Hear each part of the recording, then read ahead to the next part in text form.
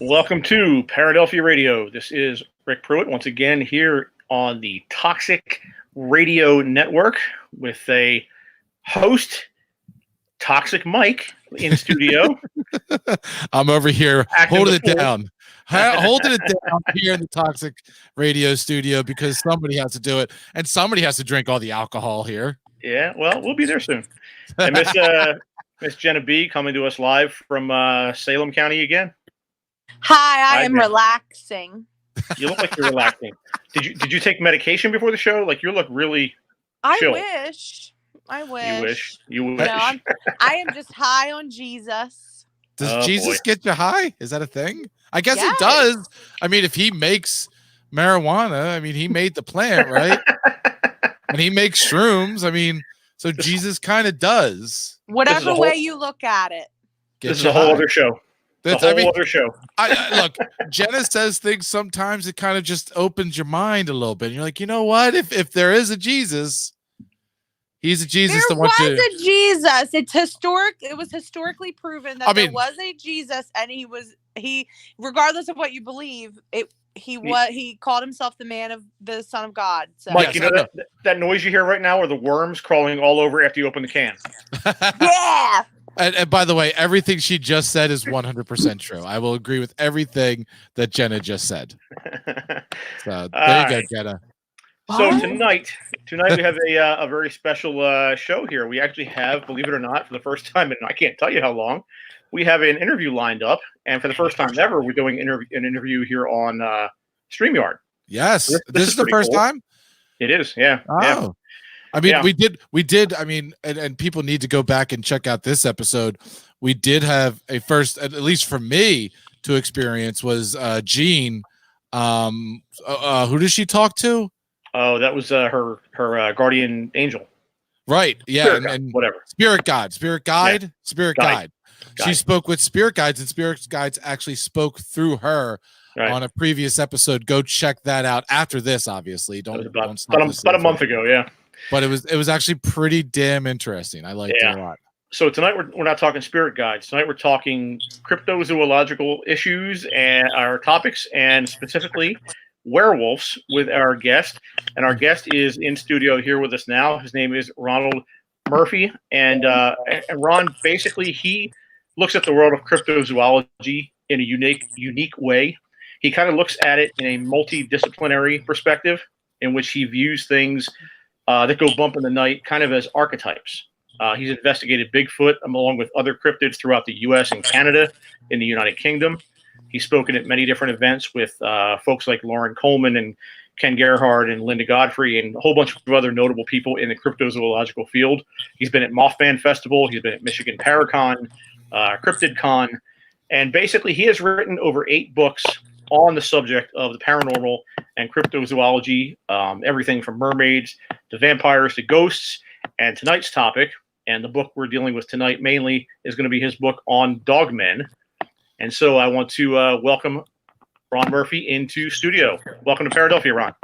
Hey, thank you, friends. I appreciate it so much. I'm very flattered to be here. And the studio looks great, by the way. This is awesome. We built that ourselves.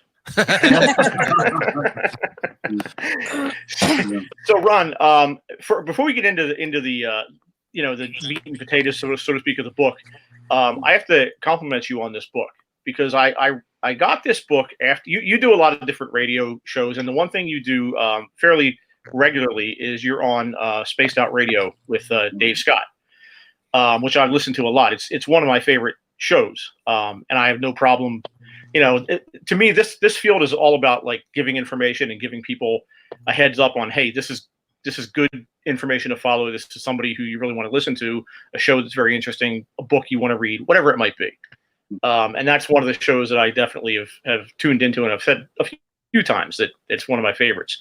And I heard you on there maybe a month ago or so, and I ordered your Dogman book. And when I got it, I was a little surprised at the size of it, because I'm used to getting these books that are like 300 pages long. And it's like, okay, this is a task. I'm going to have to read through this book. Your book's like 130-ish pages, but you pack so much information into this 130 pages, and the way that your writing style is, it keeps me, kept me very interested in the topic through the entire book, and that's Right. a skill. That's not something that's very easy to do. So I definitely have to compliment you on that. I appreciate that, but I wish I had a nickel for every time somebody said I didn't realize how small it was. So I appreciate you bringing that up again. But the thing is, like, as a reader, as somebody that really likes this field, I would much read a shorter book that's packed with information than something else. Now, I did write a book entitled On Fairies, and that's about 80,000 words. That's almost 300 pages. Wow. But whenever I look at the archetype of Bigfoot and the archetype of things like mermaids and vampires and all that stuff, I can really go from a historical timeline and fit a lot of stuff without ever having any of this, just padding to go with it. So I appreciate that. I mean, that's a deliberate attempt on my part that you could read this book in an afternoon and get a lot of information. Yeah, absolutely. Yeah. And as I said, it wasn't meant as anything but a compliment. Like I got this book and thought, thank God I can read this in a day or two, and I'll have to dedicate a week to reading this. And you're right, like half of those 300-page books are filler stuff. Yours is like all information, all facts, all, important information and relevant information all the way through. Excuse me. So this book about dogmen, the first question I have, and it's kind of maybe a semantic thing, but when I read Dogmen and when I got into the book, you started talking about werewolves. Do you see a difference between the two, or are they one and the same? I think whenever you talk about dogmen, that's something that's uniquely American. But if you examine the characteristics of what a dogman is, you're basically talking about what has been known as a werewolf over in Europe for hundreds of years. So I was trying to bring in a very North American vernacular into it, and try to see what kind of a character that this represents. Now, if you would go with dogman, that's something that you would find up in the Great Lakes region, like Wisconsin, Illinois, places like that. That's where that term had come from. But we're talking about one and the same. What seems to be unique, though, about the idea of the dogman is this something that's not necessarily a transforming creature. It's something that's always in that particular state of being, although we do have instances where these dogman creatures are seen to transform. But for the most part, when we talk about the character of the dogman, we're talking about an animal, a bipedal, upright, a canine type of creature. Right. Now, your book is interesting for a lot of reasons, and one of them is that you basically take us on a journey through history, and the history of the folklore, and possibly the reasons why this folklore began, where this archetype began. And I thought it was very interesting. Near the beginning of your book, you kind of start out literally like, 30,000 years ago or something like that, at the time of the Younger Dryas. And you have a theory in here that I've actually never heard before that I found incredibly interesting as to where this all began, where this idea of the dogman or the walking canine began. Can you fill us in a little bit about that? Well, sure. From a perspective on human evolution, the Younger Dryas, and a lot of people don't talk about this. This is the geological period that happened very, very quickly over the course of decades rather than hundreds of years. And it lasted for maybe 1,000 years, 500 to 1,000 years. But it was a time of climactic instability. It was a little ice age. So as the glaciers were retreating, everything was hunky-dory for thousands of years. There was some rudimentary farming going on. Animal husbandry is going on. Then all of a sudden, within decades, the climate changes, and we go from a stable environment where people were actually building civilization up to a hunter-gatherer culture again.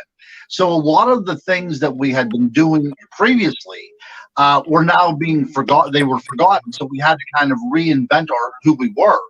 And my theory is that in this very tumultuous period in our human evolutionary arms race to be who we are today, we actually had to go out and learn from the environment on how to hunt. And I think that we were in direct competition with wolves.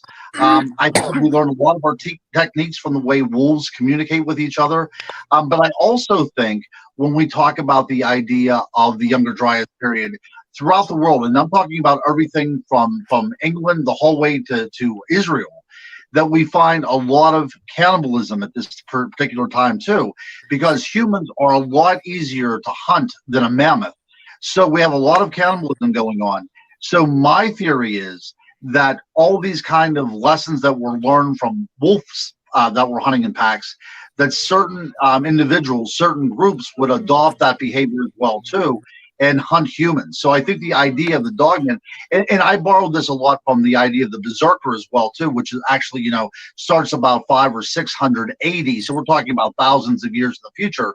But if you look at it from an anthropological point of view, the idea of somebody putting on the skin of an animal and assuming those characteristics is something that's really part of who we are in our human lineage around the world. So I would think that during the Younger Dryas period, people were doing the exact same thing. And I think a part of our collective unconscious probably remembers that, you know, out of the night one time, a pack of bipedal, bipedal creatures, basically people wearing wolf skins, attacked a village and preyed upon those people there. And I think that really kind of made an imprint in who we are, and it's something that we've never forgotten. Yeah, and it's interesting to think of it that way, because when we think about lost civilizations, we tend to think, of course, of our own time and, you know, 3, 4, 5, 8,000 years ago in our past. But we don't think about the fact that people 30,000 years ago may have had a lost civilization that was thousands of years in their past. We don't think of it in those terms. And I think that that's another good point as well, too, because I touched on it briefly in the book. In the Caucasus Mountains, you know, in present-day Russia, there are archaeological digs going on with these enclosed habitations, human habitations, that go back, you know, to the time of Stonehenge. So we're talking about a very ancient, sedentary civilization that was being built that was all of a sudden abandoned, and that was because of the climate. You can't stay in one place whenever the climate changes. You have to follow animals, and it really kind of it kind of impacted me to the point that you could imagine people leaving wholesale these little, you know, burgeoning cities, leaving these places, and then people coming on to them 100 years later and not having any oral tradition. And it was like coming upon a lost city. So it's very possible that when we talk about places like Atlantis, that we're talking about that kind of rediscovery of who we were, coming across the remnants of humans that went before us, but we have no rationale for why it's there. Right. Now, one of the things that comes up often with dogman and werewolf sightings or folklore, they often involve death and or graveyards. And you address that in the book as well a little bit, or more than a little bit, in fact. You kind of tie that thread through a lot of different histories of a lot of different cultures throughout history. Can you speak to that a little bit and give a little bit of an explanation as to where that came from? Oh, sure, absolutely. And I do have to apologize because we are having a floor installed downstairs. So sometimes you'll buzzing going on. We had a pipe broke and all that kind of stuff. So if I go every now and then you hear a little bit of buzzing behind me, it's not that I'm a beekeeper or anything, but that's somebody downstairs running some tools. I don't think it's going to be much of a problem. But no, one of the characters that I point to in my book is the character of Anubis, which is basically the penultimate dogman. You know, it's always seen in this human form with a dog's head. Now, Anubis is this kind of psychopomp, this kind of deliverer of souls to the afterlife. Now, the reason why he is depicted in the way that he is because this particular jackal would be something that would be seen around graves in ancient Egypt, and they would be, you know, preying upon the dead body. They would be feeding off the bodies, and I think that all cultures around the world would have that. That these or coyotes or wolves or jackals would go to places where people were buried, and it would basically scavenge off of bodies. And part of who we are as humans, we don't want to think that people that we cared about and buried is being, eaten by these kind of predators out there. So we instead personify these creatures as conveyors to the afterlife. Again, these are my opinions. These are conjectures that I came up with. These are educated guesses on my part. But I think that it makes perfect sense whenever we talk about that stuff. Now, if you look at the classic North American dogman from Native American cultures around the Great Lakes, those creatures are often seen around the effigy mounds. And, sometimes they were Indian burial mounds, and sometimes they were just effigy mounds in the shape of different things.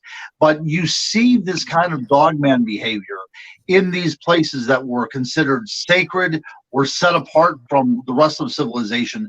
But that's where these things are. Actually, there's a lot of Native American cultures that say that these creatures are protectors of those to keep any kind of vandals or grave robbers out of the place. So it depends upon where you're at in the world. Even in Europe during the Middle Ages, things like the church grim or the black shuck was often seen around churchyards where people were buried. And I do feel that it was a way for human beings to cope with the idea that their loved ones who were buried were being dug up, from their graves in the middle of the night, and their arm was being carried off back to a den to be feasted upon.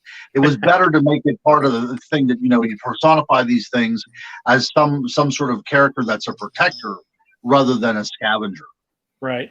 Now, have you in listening to stories in modern times, in our lifetime, have you come across a lot of stories of these creatures being sighted in or around graveyards, or is that just a historical perspective? Oh no! I mean, even today, and I will tell you, it's rather difficult to talk about these kind of things because so many people don't believe them. But the idea that people out there still believe that they transform into a werewolf is I'm not going to say common, but it's a prevalent idea. Whichever stance you go on it, whether it's a mental illness or whether somebody's able to actually, transform. But there's an area where I live at, probably only about 15 miles away from my house. And it's a very secluded area. It used to be a fairly good sized town. But after the Johnstown flood came through, I'm in Western Pennsylvania. After the Johnstown flood came through, they decided to make it floodland. So there's nobody there. This is a flooded out area with probably maybe several hundred acres where nobody lives and very few people go. There's only one way in and one way out, and that's the same way. There's one trail through it, and that used to be the old train track that went through there. That's been converted over to rails to trails. But this area is a very desolate area. And what is so unique about this is we have a lot of werewolf reports from this area. About a decade ago, I went down there because somebody had claimed that he was transforming. He felt as if he was going to be transforming. His father claimed that he was a werewolf. And he felt it had nothing to do with the moon phases. He felt that there was something chemically going on that he was going to change. So the mother would lock the father down in the basement, chain him to something, and then the mother and the son would leave for a period of days and come back after the transformation happened. Now, the son believed that he too carried something like that. The son believed that he too was a werewolf, and he felt a transformation coming on. And in order to avoid killing anybody, he went to the most desolate area that he could go, and that was this particular area. And while he was down there, he claimed he encountered another werewolf that also did the same thing. So this area has a lot of werewolf sightings going back at least 50 or 60 years, which is very strange. So I was down there one evening, a part of a research. We had a research team with us, but it was me and it was another gentleman who were actually out in the woods. Mm-hmm. And what is so strange is there's a graveyard there, and the oldest gravestone probably dates to the late 1700s. So this is a very, very old place.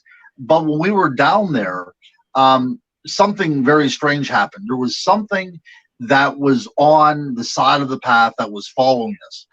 It was kind of shadowing us. We didn't see it. The fellow researcher and I did not see it, but we could tell. For some reason, we knew that it was something that was predatory. We were being stalked basically, and something came to our mind that whatever this creature was, it had these orange glowing eyes. It was on all fours that could easily go to 2 legs, and we could have this sense of teeth. Now, whether that is some sort of infrasound going on, some sort of implantation of some sort of, memory going on, whatever the case was, I have no idea, but this is what happened to us. But what was strange is that this area is so dark, there's no ambient light at all, that we were lost with this thing following us. And getting back to the cemetery, is the cemetery that's up on the hill. I heard somebody call my name from up in that area, and that's how we found our way back to the trail that we needed to find. But again, associated with the cemetery, also, this idea that, was there a ghost involved? Was this a ghostly apparition of some kind? I'm not sure, but it just seems strange that we were going down there to investigate a possible, werewolf encounter, and then we are being stalked by something that was growling at us that we simply cannot describe. Yeah, it's pretty weird. Wow.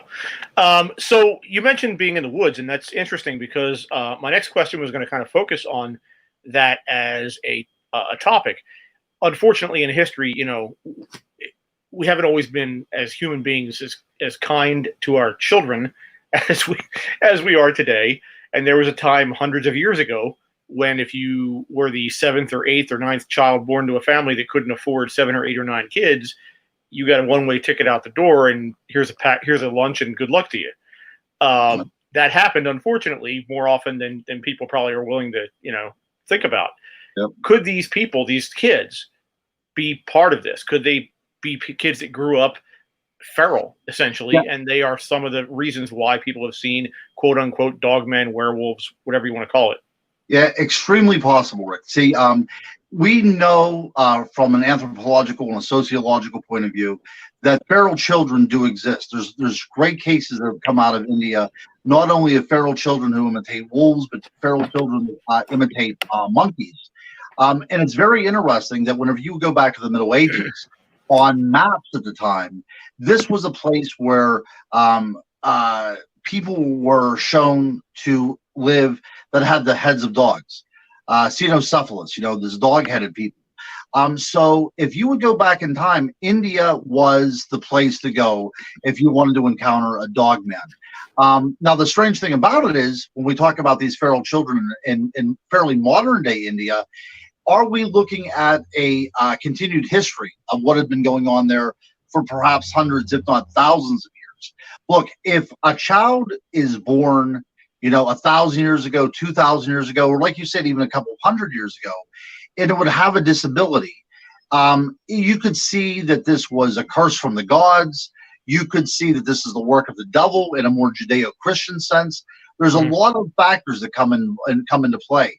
So is it possible that the child was then basically left to the elements and they were raised by animals? Or another theory that I had, is it possible that, especially in these certain types of ethnic groups where the genetic pool is not as varied as it should be, that there were children continually born with certain disabilities, like like the people that have a lot of hair on their bodies, people that have hypertrichosis? Is it possible that these children were abandoned in the woods, and previous children that had been abandoned in the woods came to rescue them? I mean, it does make sense to me. And it is something that we know from historical fact, that these people do exist. There's people that exist like that to this very day. It just makes sense to me that in these very remote areas, that possibly even the United States, that if a child was born with a disability, that you would kind of turn him over to the others, to those that exist outside of the civilization. You would return them to the liminal zone, so to speak, because they were not a part of who we are. I think it makes great sense to me from a researching point of view. Yeah, it's a very interesting idea. And we're showing bizarre. That's a real thing. We're showing pictures right now, and I've seen this on shows before where it's Wolfman syndrome, where you act. The whole thing is, you grow hair all over the place on your face, on your nose, on your cheeks, and it speaks as soon as Ron started talking about kids and having that kind of syndrome. That's exactly what I thought of. So I pulled it up, and we have some examples on the screen right now. Wow. And like you said, this is hereditary. This is something that goes within a family. So it's not like, this is a very strange disorder or anything. If you carry it in your, I believe, if I'm not mistaken, it's carried by the female and it's passed on through the female. But if you get the right circumstances in a very isolated population, it's very possible that you will see a predominance of that particular trait. I mean, that's just, simple, genetics going on. Right. And in order to kind of eliminate that from your population, you would probably either banish these people or kill them off. I think banishing makes perfect sense to me. During the Renaissance, there was one gentleman that was captured in the Canary Islands who had hypertrichosis, and he was taken back. And of course, because he looked so odd, he was celebrated in the royal court, and they kind of paraded him around. But he ended up marrying a very normal woman. And they had, I believe they had like 5 or 6 kids together, but 3 or 4 of these children had hypertrichosis. And what the royal family did was they gave the children that had hypertrichosis out as gifts, almost as if you were giving a puppy to their friend. Wow. Yeah, absolutely. So, So we have seen this. I mean, this is something that's documented in history. We're talking about going back to, I think it was sometime in the mid-1500s whenever this happened. So this is not ancient history. Right. Wow. That's it's quite a gift. Gift that keeps on giving. That's right. So when we talk about these dogmen and werewolves, it's commonplace to think of them as dangerous and fearful things. But there's a lot of examples, and some you give in the book, of how people in ancient times actually venerated these creatures. And one of my favorite stories in your book is about ancient Rome and their Lupercalia. Am I saying that correctly? That is. That's right. Yeah, it was held in February, and this was the time. Well, of course, Rome was supposedly founded by Romulus and Remus, who was raised by a she-wolf. So the idea of the wolf was very much a part of their culture. So at this particular time, this was a time whenever the wolf was venerated. This was a time for wanton sexual intercourse. And this was a time whenever fertility came into play. Of course, this predates Valentine's Day, but it comes up with this kind of imagery that we would think of for Valentine's Day. This was a time whenever people would team up for various purposes. All these type of mating ceremonies would go on.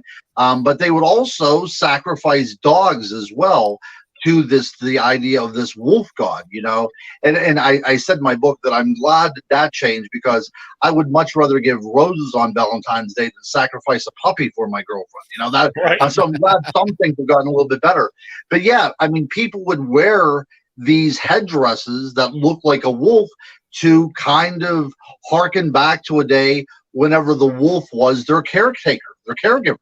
But yeah, ancient Rome and even ancient Greece has a lot of stories. Like when we get the name, the lycanthropy from a lichen, that comes from King Lycaon, who was this king of Arcadia, which is interesting enough, in Greece, a very backwoods area, very uncivilized area, nothing like Athens or anything, a very wooded and remote area. But Zeus had come to visit, and the king decided he would test to see the omniscience of the Almighty. So he killed one of his children and baked him in a pie and served it to the god, served it to Zeus. Zeus knew immediately what was going. Yeah, I mean, I'm telling you, this is something. So Zeus knew immediately what was going on. So because the king acted so savagely, he turned the king into a wolf, into a werewolf. And that's where we get the name lycanthropy from. That comes from King Lycaon. So from that very instant, we have, as part of our verbiage, the idea of what it means to be human and bestial at the same time. And then, of course, you would have Mount Parnassus, where the cult of the wolf was also celebrated. And it was believed that people that would go there could transform into a wolf for the period of 7 years. You would be stuck in this wolf form, so there was no transformation going on. You would be a wolf for 7 years, and then after that 7 years, you would transform back to a human being. So there wasn't this continual transformation like you see in the movies. But Herodotus, the great Greek writer, where we get our name, the histories from, he said that, oh yeah, of course this happened. And not only did this happen, but a famous athlete from the Olympic Games actually went up there and turned into a wolf for the period of 7 years before turning back. So he kind of even had sources named, and it was like, you don't believe me, go ask this guy, because this happened to him. So when we talk about people like Plato and Socrates and Aristotle, in that same breath, you're also talking about Herodotus, who was talking about werewolves as well. Look, the age of reason, the age of enlightenment, back in the mid 1700s, whenever George Washington was fighting the French and Indian War on the side of the British, over in France at that exact same time, there was something that may have been a werewolf who killed over 110 people. This is documented. This is something that's not made up. This isn't some sort of morality play that takes place in the Middle Ages. This is at the same time George Washington was establishing this, the foothold in this country of what was going to become America. And that's what is the Beast of Gévaudan, which has never been solved to this point. Actually, it was such a terrible thing that King Louis, who was, of course, tied up in this major battle, the First World War in history, he actually sent his royal huntsman out to kill this beast. And one was killed. There was one creature that was killed, but it had rotted so badly, by the time they got it back to the royal court, they had to bury it, so there was nothing left of it. But it's interesting because the character that shot this Beast of Gévaudan, his name was Jean Chastel, and guess what he used to kill the beast? A silver bullet.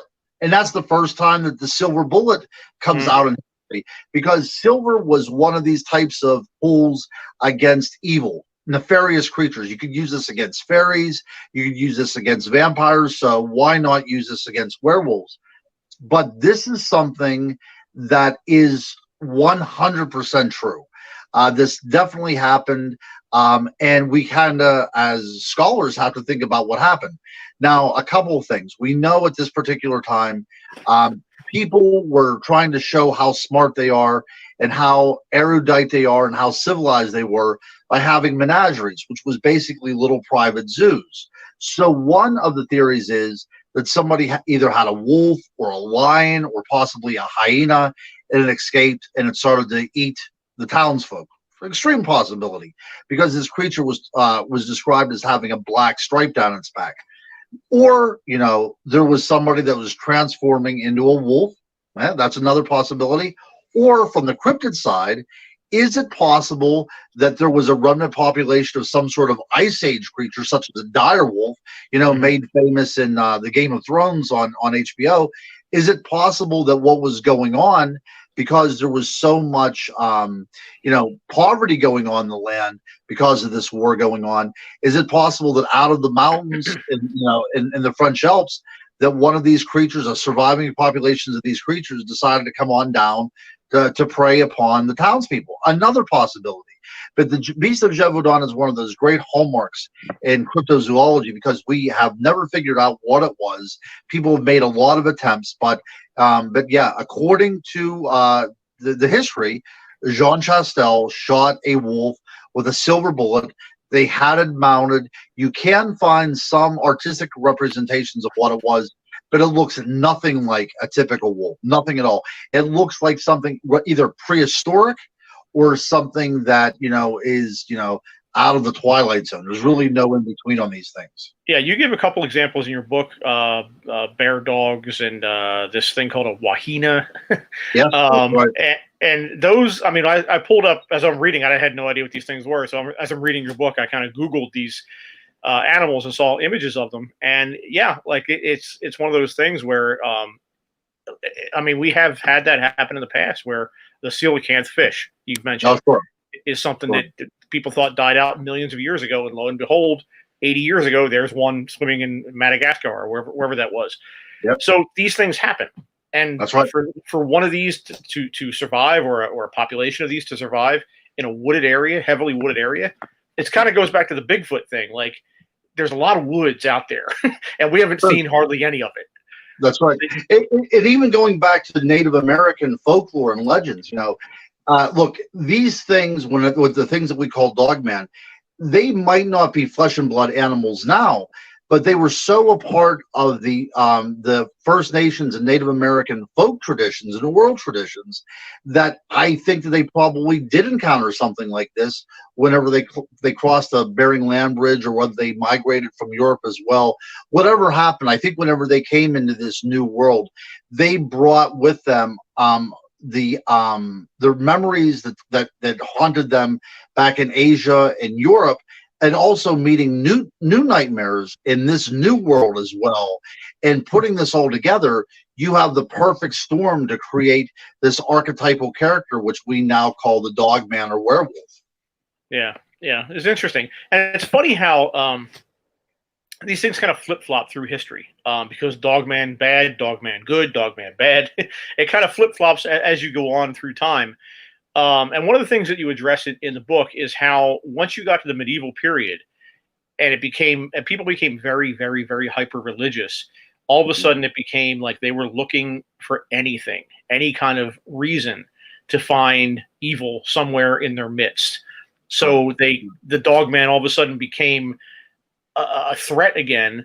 And not just that, but if you were unlucky enough to have certain traits about your physical body, right, kind of like the Salem witch trials, where they look for anything, you know, the witch's marks and things like that, was your bad day, you know?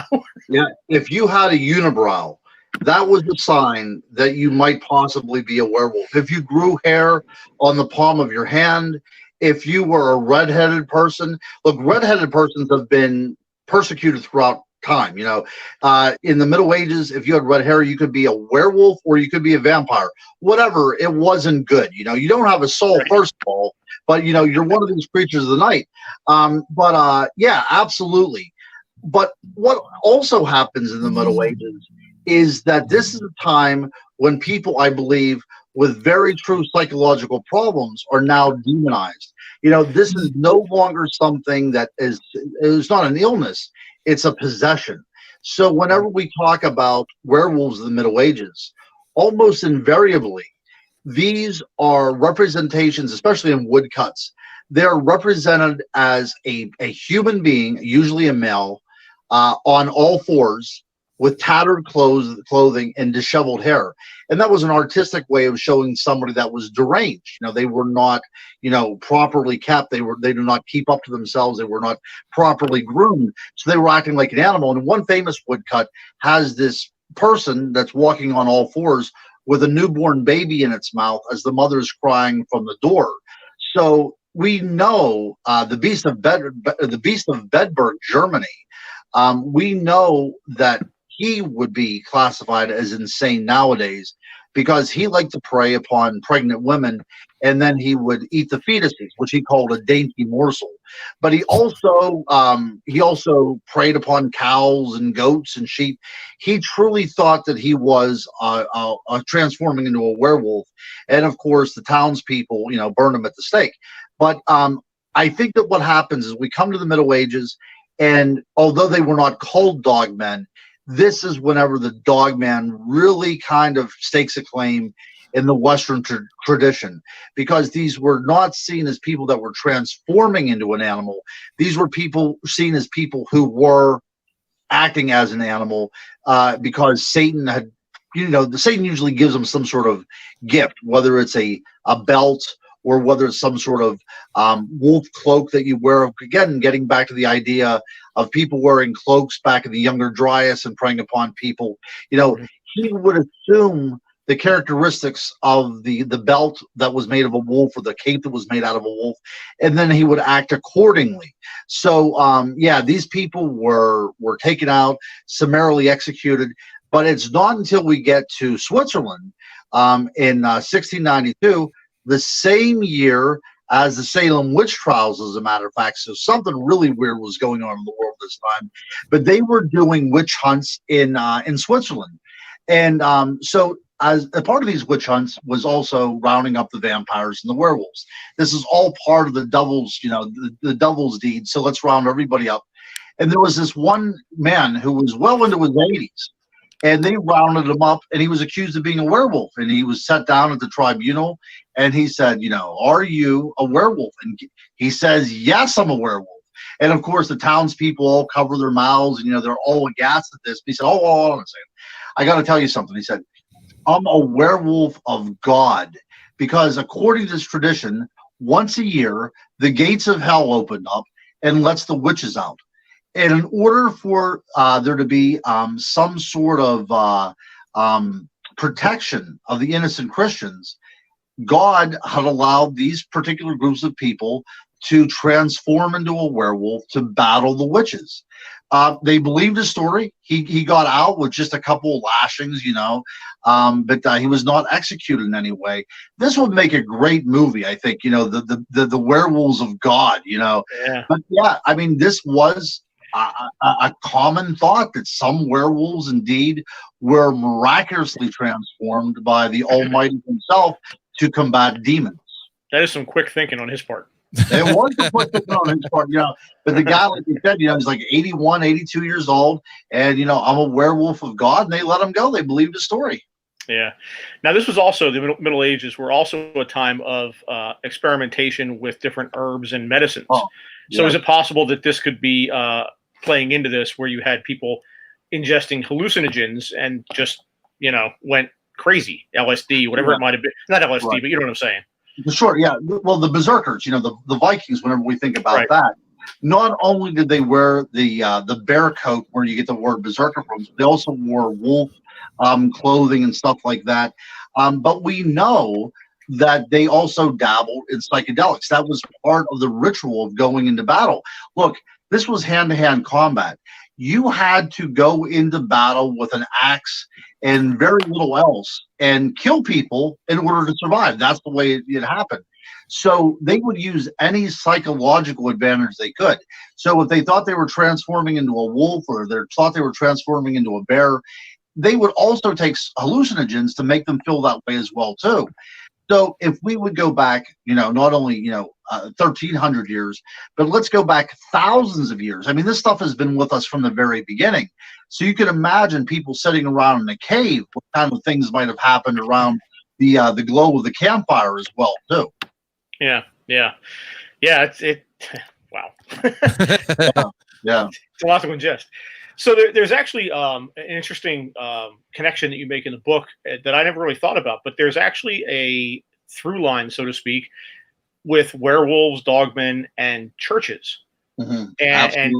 And that's a story that I did not know. I did not know that churches were so prevalent in the history of werewolves and such. Right. Well, going back to, and we're talking about like the Dark Age, we're talking about like 500 AD. This was a time, a mingling of, Anglo-Saxon pagan religions and Christianity, trying to establish some sort of synthesis in these cultures. Rome had fallen in the West. The East was still going on, but so you have this landscape that is overrun with so many different immigrants that had migrated from the East, that you really were starting to come up with different religions, and I'm sorry, you were developing the Christianity into what we know it today. And it's interesting because Saint Christopher, because of course I think everybody probably had Saint Christopher medal at one time, or their grandmother did, but he was seen as Cynocephalus. He was seen as having the head of a dog. And this was, Christopher means Christ bearer, because he was believed to be a giant who transported this little baby across this river. And Christopher felt the baby getting very heavy, and that's because it was the Christ child, and he had the weight of the world on him. But it's interesting because from the very beginning, Christopher was seen as having the head of a dog or a wolf.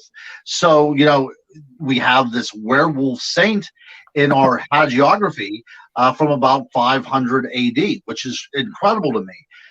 But then you move up to about 1300, and then we find St. Francis of Assisi going into a town and exorcising the town of this beast. Now, what is curious about this is that there was it was in Italy, and I'm trying to think of the town, and the town escapes me right now. I should have probably written notes, but there was a wolf, a large wolf that was coming down, eating livestock, and then it went from eating livestock to starting to eat people. So they called St. Francis in, and St. Francis came. He encountered this creature, and then he talked to it. Now, I made this allusion in my book that you know, we seem to have an intelligent animal here, something that could be talked to, something that could be rationalized with. So one of the kind of little speculations I make is, if lycanthropy is indeed true, could this have possibly been a townsperson that was transformed into a wolf, or transformed into a wolf, or what have you, and it could be rationed with. There could be rationale there. It could be spoken to. But St. Francis worked out an agreement. There it is, right there. Perfect, guys. You are fast. So St. Francis works out an agreement with this thing, and isn't it interesting too that it's shown as bipedal in this picture as well? But he works out an arrangement where this wolf will kill nobody anymore, and the townspeople will feed it. But if you go to that town to this very day, under the altar, they said that wolf is buried. Now, what makes this very odd is, in the Middle Ages, a baby that was not baptized could not be buried in the churchyard because it was considered unsanctified. He didn't. So are we talking about this creature that appears to be a wolf, could have possibly been one of the townspeople who was baptized and therefore could have an honorable church burial? I mean, there's something very strange going on here. Right. Yeah.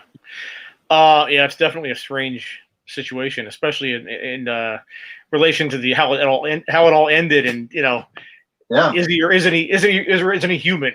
That's right. That's exactly right. Yeah, but it just means there's so many things that we talk about intelligence going on there, and that's really the hallmark of the werewolf, isn't it? Because the word "were," the W-E-R, that comes from an Old English term that means man. So we have man-wolf. So one of the ways that we could look at the wolf man or the werewolf is to show that this is a beast with intelligence, and so you were able to rationalize with it.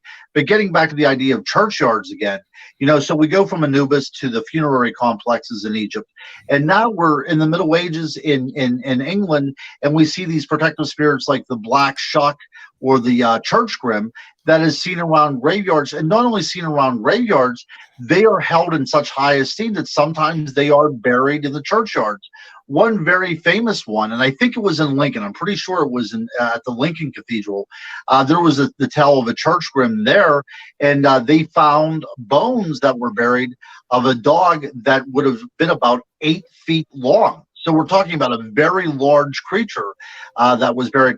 And look, I would have been immediately doing DNA evidence trying to find out what this is, but we do have archaeological evidence, whether they found out what the DNA was or not, or whether that's going to be worked on. But there was a very large dog that, could possibly have been what we call the church grim, protecting this place in Lincoln in England. And it was buried with honors, with sacred honors in a cemetery. Right. Right. Now, how possible is this that now going back, hundreds of years ago, there's a book that I read recently that was very interesting because it talked all about, and people don't think about this very often, but before, say, 120-ish years ago, you didn't have electric lighting, and that makes a world of difference in the world, because when it got dark out, it got dark out. Mm-hmm. And in the wintertime, it gets dark for 3/4 of the day. Mm-hmm. Or maybe not 3/4, but 2/3 of the day. Depending where you're at, Yeah, depending on where you're at. Yeah. So you have this opportunity for someone to do nefarious things and commit evil acts, whether it's a serial killer or an opportunistic robber on a road or whatever it might be. How possible is it that a lot of these stories are these serial killers and they're just playing it off like, oh, it's a werewolf. It had to have been a wolf, because people don't want to think that human beings are capable of these horrendous acts. So Right. they just kind of pawn it off on, oh, it must have been an animal, or it must have been a wolf man or a crazy wolf man. You know what I'm saying? Yeah, I think that you've hit the nail on the proverbial head here. Carl Jung, who is somebody that I use in all of my research, really made a big impact on me. He not only talks about the idea of the collective unconscious, but also the idea of archetypes. So a lot of my work is based upon his findings. But he also had this idea that in every person is a shadow. It is that sinister part of us. It's that part that we don't recognize. But in that shadow is a mirror. And in that mirror, we see our reflection, okay?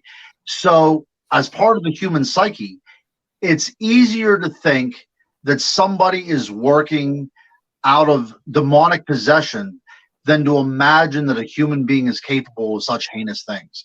Mhm. So we give them the mask of the werewolf, or we give them the mask of the vampire because we don't want to accept that we're capable of doing these things. Absolutely, my friend. And that's really how I kind of conclude my book, is that a lot of very bad things happen by very bad people. And we don't want to admit that we're capable of doing that. So we make them into monsters. Right, right. Now, up to this point, we've been talking about the history of these creatures from literally thousands of years ago to the Middle Ages and so forth. But this is something that is actually still going on today in the world today as we know it. And one of the places, or a couple of the places that this is prevalent, one of them, and we talked about this a few weeks ago, is Skinwalker Ranch. And the other is up in northern Wisconsin in or around Bray Road. And that would be the Linda Godfrey story. Yeah. So can you talk a little bit about some modern cases and how that ties into some of the folklore and some of the stuff we've already talked about historically? Oh, absolutely. The thing about Wisconsin, because whenever I was in graduate school, I did a lot of research into Native American cultures.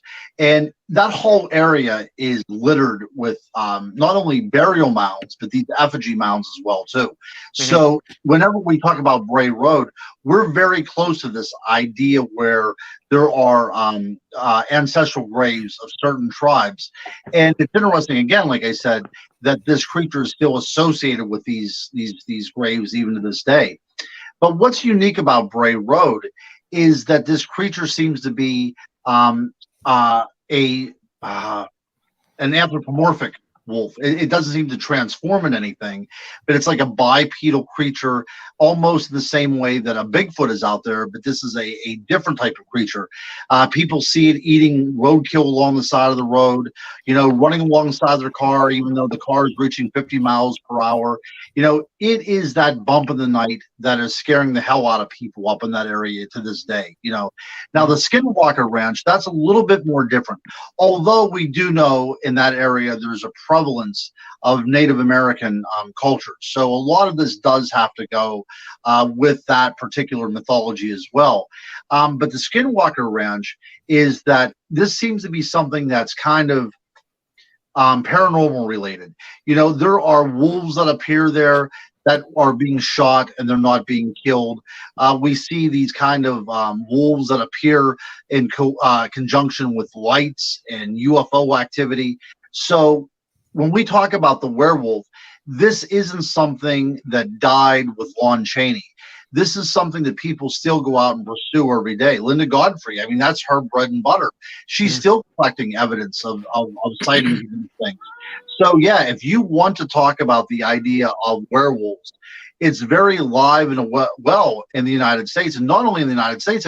There are places like Cannock Chase in England where people don't go into nowadays because that's supposed to be the lair of the werewolf, and places in Ireland too, and even in Romania.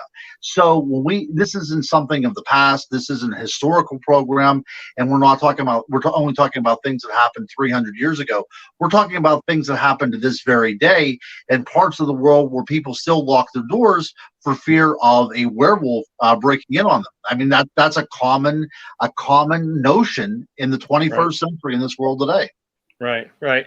Now, one of the stories that I noticed this week that came out that was very interesting was that scientists apparently have detected an anomaly in Antarctica, where they think they have detected a parallel universe running backwards. Yes. Now, this ties in here, or could tie in here, because one of the theories about these werewolves or these dogmen is that they are interdimensional. Yes. What do you think about that? Well, getting back to my story that I talked about at the very beginning.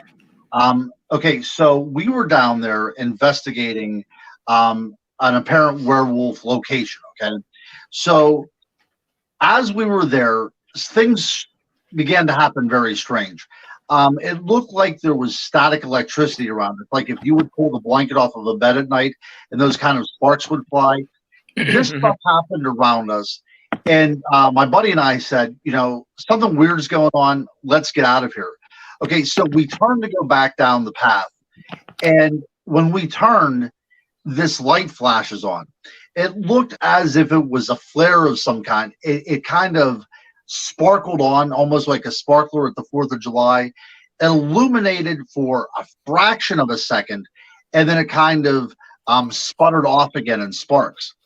After that occurred, that is whenever the creature starts following us from the side of the road, from the side of the trail and the woods. So it was that a portal that was happening? I don't know. It just seems to be too much of a coincidence. But like we talked about the idea of Skinwalker Ranch as well too. These creatures there are sometimes seen in conjunction of lights. So when we talk about ghost lights and all these other kind of things, is that the portal that we're talking about? Is this that energy gateway that can open up a door between one reality and another reality or another dimension? So as science starts being more open to the idea that things are going on right underneath our reality that we just simply don't see, I think that we could be more open to the possibility that maybe some of these creatures that we are witnessing are, and the reason why we can't find them, we don't have bodies of them, is because they're interlopers into our dimension from time to time. Yeah, that's possible. Yeah, and that would explain things like Bigfoot and a lot of other cryptid creatures and almost anything. Right. Absolutely anything. And we talk about this kind of stuff as well too. Is it possible that the ancients, not only the ancient Egyptians, but the ancient Native Americans, would they have the idea that certain parts of our landscape has more energy than other ones? We talk about ley lines in Europe, and is it possible they put their mounds and their burial areas in these particular places? And the reason why there's so many dogmen in these areas is because that's a portal point where it can step out. Right. Now, your book is heavy on history and heavy on science, but you also leave open the possibility of the paranormal and the unknown. Yeah. So I'm really not sure, after reading your book, I'm really not sure where you fall in this. I'm gonna put you on the spot here. What do you think this is what is happening here with these werewolf sightings? Do you think this is a real creature? What am I expecting here? Well, I want to say, from what you astutely pointed out previously, that we're talking about things that are happening, so we put the mask on the human being. I think 90% of the cases, that's what's going on. That we have adopted the idea of the werewolf to cover up our collective human sins, so to speak. But there are these other percentages. I think 5% are misidentified natural animals, but there's this other percent that I cannot put my finger on. I've spoken to people that have seen these things standing up at the edge of their driveway with these orange glowing eyes or red glowing eyes, kind of just taking it all in to see what was going on. These were very lucid people. They had nothing to gain about it. Sometimes I get reports that are completely confidential about these creatures that are just seen and they don't understand what's going on. But because we don't have any bodies, and because this would be an apex predator, if this was a flesh and blood animal, that it would be seen a lot more than it is, I'm going to have to go to the realm of it's either paranormal, okay, that it's a creature that does exist as a flesh and blood animal, but not in our reality. It's a crossover, it's a bleed over from time to time. Mm-hmm. But part of me also, and this just might be the paranormal romantic in me, part of me also thinks that the human being can transform. Now, I'm not talking about a physical transformation, although I'm not saying that that's not a possibility. But I'm talking about transforming to the point within their mind that they themselves believe that they are a werewolf and do things that wolves can do. So we are not looking for a creature. We're looking for an everyday person that might have a job at Walmart, or, he works down at the movie store, whatever the case may be, who from time to time changes in his mind to think that he's an animal and does very heinous things. So, yeah. But look, I am always going to be a romantic. They're kind of like that. I'm always going to be a romantic whenever it comes to this kind of stuff. And I'm so passionate about this lore that I keep the door open for anything. And I think that, from a good perspective, from a good research perspective, you have to keep an open mind. But man, I would love to think that out there in the world, there are Pleistocene remnant populations of some sort of wolf creature like the dire wolf, or that there's, people out there that have the ability to change into a wolf-like creature. Yeah. Very interesting stuff. So the wolf man and the dog man is just one of many things that you are and have researched. And it's incredibly interesting. Like I said at the beginning of the show, the book is phenomenal. I would recommend it to anybody interested in werewolves or cryptozoology or paranormal in general. It's a quick read, like we talked about. It's an interesting read. In fact, I just got the other day, I got your book on vampires. Oh, right. Fantastic. So we're going to have you back at some point to talk about vampires. You know what? The vampires and the werewolf goes very much hand in hand. Yeah. And I think that we could easily bridge right over that. I had a great amount of fun here, guys. You have been very, very kind to me here, and I would love to come back on anytime. Give me a moment's notice. Somebody drops out. I'll be right there, guys. That's great. So why don't you let everybody know where they can find your work and your website or anything you want to promote here? Absolutely. I'm not a very technologically advanced person. I do like the idea of social media. So you can go to Ronald L. Murphy Jr. On Facebook. You can like me. You can communicate to me from there. I have no problem. But I can also be found at my my email address, which is insidethegoblin.universe@gmail.com. And if you want to write to me, I can send you out a book. I can autograph it for you. I might be able to even give you a better deal than if they have it on Amazon. But you can find my work on Amazon. I do have a website, which is ronaldmurphyjr.com as well too. But I prefer a more intimate approach to talking to people. I like to hear what people have to say, whether they agree with me or disagree with me or not. Because as you said at the outset of the show, that's what this is all about, isn't it? These forums are ways to put out theories and to kind of debate it and find out what's going on. Because at the end of the day, we're never going to end with an exclamation point. It's always going to be a question mark. So look, let's talk about this. If anybody wants to talk to me, look me up on Facebook or email me, whatever the case may be. I'll be looking forward to talking to you about anything about things that go bump in the night. All right, very cool. Ron, thank you very much for coming on with us today. It's been a great interview, and I look forward to reading your book on vampires, and I'll probably order the rest of them, the other 8 or however many you've written, because I like I said, it's the type of thing I can dig my teeth into, spend a day or two on, and have all the information I want instead of going through a bunch of fluff, which is unfortunately the case in a lot of cases. I appreciate that. My on witches is actually at the publishers right now, so that should be out in the next couple months. So very cool. Yeah, that will be it. But guys, I would love to come back on again. This was a great fun time for me, and I'm very flattered you asked me on the program. All right, this has been Ronald Murphy, the crypto guru. Ron, again, thank you very much for coming on with us tonight. Thanks, guys. Take care. All right. So we're going to take a little break here, and we will come back on the flip side and start wrapping the show up.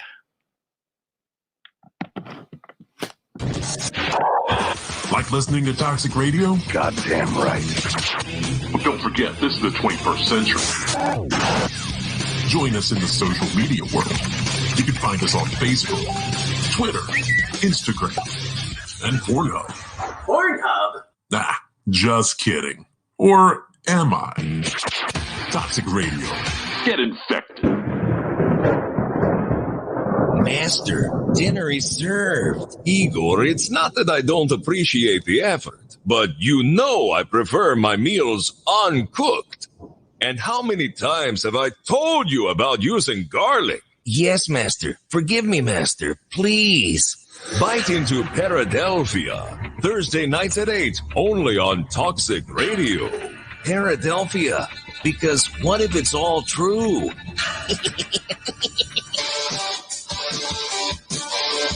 Planning your Saturday night can be a bit of a bitch. How about we make rock, not porn? Load up Toxic Radio every Saturday night for the heavy metal happy hour with the one and only Fishman. I don't know how to put this, but I'm kind of a big deal. There will be interviews, ticket giveaways, a little bit of banter with Toxic Mike, and of course great metal from the 80s all the way through today. Starts at 7 p.m., runs until Fish says it's over. Get out. Catch it only on Toxic Radio. Don't play it safe. Play it toxic. Hey, rockers, it's time to start thinking about the upcoming summer concert season. Are your teeth white and your skin tanned? Probably not. Head over to Nail and Skin Envy on Facebook and send a message to Anne Marie. You can look picture perfect and save $5 when you buy the whitening paste and sunless tanner. That's Nail and Skin Envy on Facebook to get your summer glisten and glow on. Join the online revolution now and spread the word. Toxic Radio. Don't play it safe. Play toxic.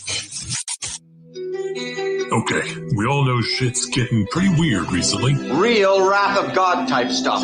Fire and brimstone coming down from the skies. Rivers and seas boiling. 40 years of darkness, earthquakes, volcanoes, the dead rising from the grave. Human sacrifice, dogs and cats living together. Mass hysteria.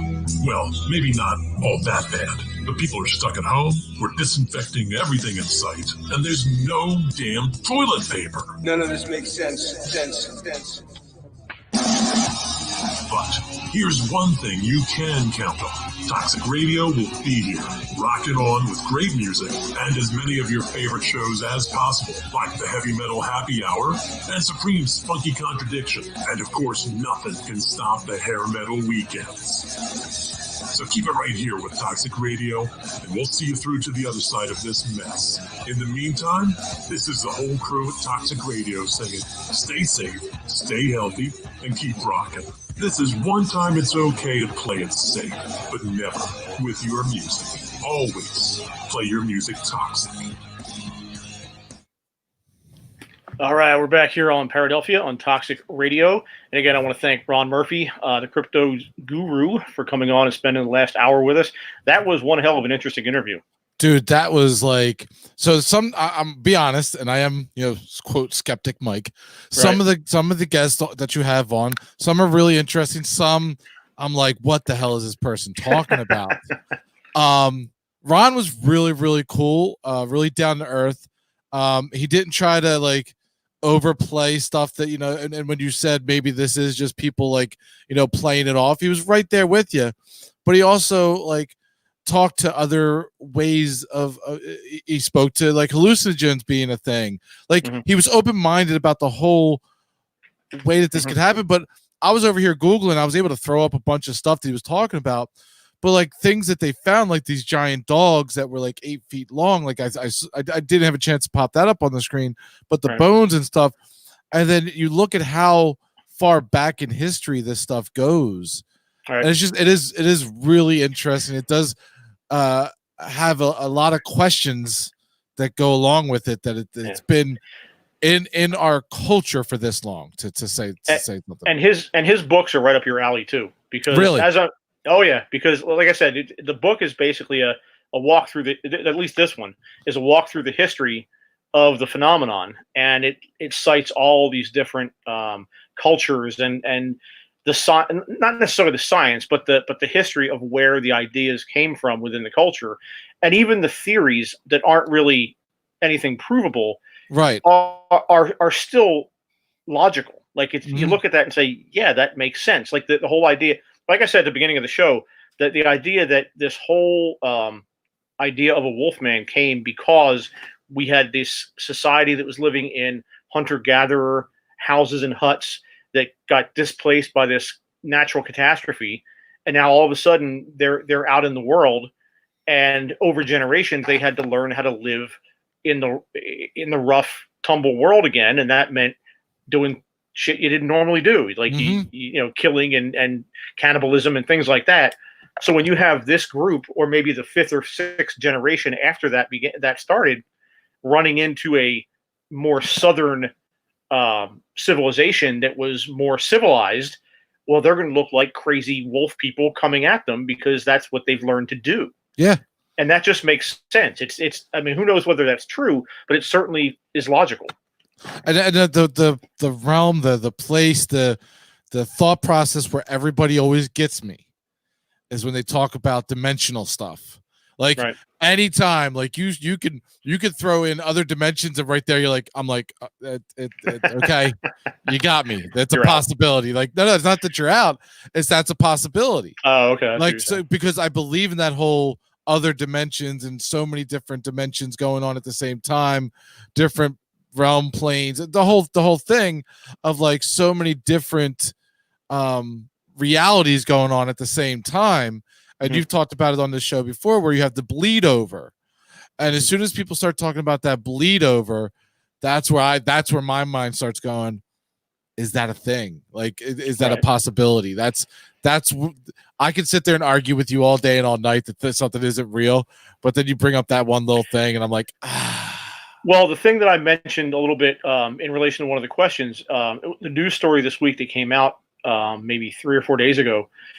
There was a scientific discovery in Antarctica where what they were doing was they were measuring, I believe it was solar particles or something like that. And the way solar particles hit the Earth is obviously they come from outside the Earth towards the Earth. Mm-hmm. So when you're measuring these things, it's only going to happen in that direction, should be obviously. But what they were finding was that in addition to these particles that were coming toward the Earth, they also had particles going the other way. And so they were going from the Earth out into space. Really? Right. And so the theory that they put forth was that, well, maybe this is a parallel dimension that we've tapped into that literally runs backwards, where these particles don't come towards us, they go away from us. So this whole idea of, hey, there might be another dimension out there where everything happens in reverse, like the what was that movie, the Benjamin Button, where you're born as a 100-year-old and you regress down to a baby. It's a crazy idea, but who the hell knows? Who the hell knows? Absolutely, dude. Maybe it's all true. Oh, wait, I've heard that before. I've heard that. Hashtag maybe it's all true. Get it trending, people. Get it trending. Yeah. All right, so we're gonna wrap up here for the evening. But again, I want to thank Ron for coming on, Ron Murphy. And again, you can pick up his books on Amazon. I suggest you do, because they're, like I said, they're fantastic reads, and they're very quick reads. And it's very, very interesting stuff. And one thing he didn't say, and I'll put it up on the screen again for people watching the actual stream of this: Twitter at Ronald Murphy Jr. Go follow him over there. And you can also find him on Facebook. And he also had he didn't mention this, but I know he does. His email is at the Goblin, or I'm sorry, what do you say? In the Goblin Universe? Crap, I'm going to mess this up now. Inside the Goblin Universe. Okay. And he actually does his own podcast with a friend of his. So that's out there as well. I didn't tap into that tonight, but I want to throw that out there because I've listened to that a few times, and that's also very, very interesting. Awesome. So kudos to him for doing that. And like I said, I have the vampire book, so hopefully we'll get in touch with him and have him come back and talk about vampires or whatever else of his I decide to read in the next few weeks, because I'm sure I'll go through a few of these books. Yeah. All right. So it's been a fun evening, and yes. Again, I want to thank Ron for coming on, and I want to thank you, Mike, and Jenna B, wherever she went to. She had to go. She had to go take care of some stuff. She had to go take care of some stuff. Yeah. All right. That's all right. She'll be back next week, I'm sure. Yeah, she will. All right. So again, for Toxic Mike, for Jenna B, for Ron Murphy, this is Rick Pruitt. This has been Paradelphia, and we are out of here.